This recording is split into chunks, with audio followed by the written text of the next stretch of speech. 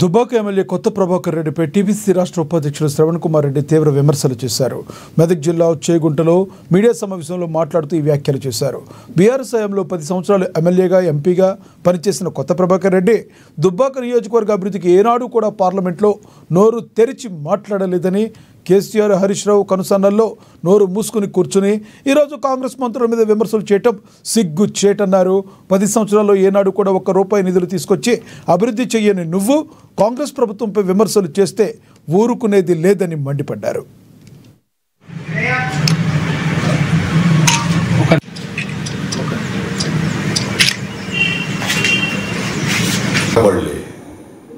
నువ్వు ఏం చేసినావు? నీ కంట్రిబ్యూషన్ 10 సంవత్సరాల దుబ్బాకకి 10 సంవత్సరాల్లో ఏమి నోట్వర్ది కంట్రిబ్యూషన్ చేసినట్టు చెప్పు.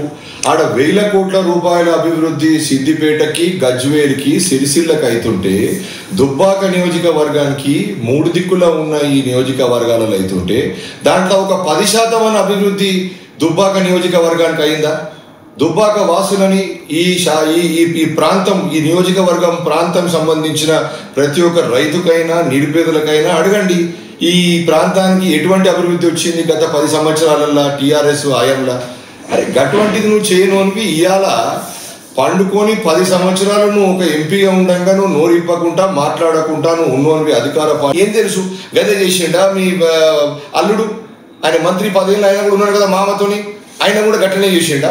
ఏం చేయకుండా ఎంతసేపు ఈడ కూర్చొని ఏం వసూలు అవుతున్నాయని చూసిండా? ఒక మంత్రి అంటే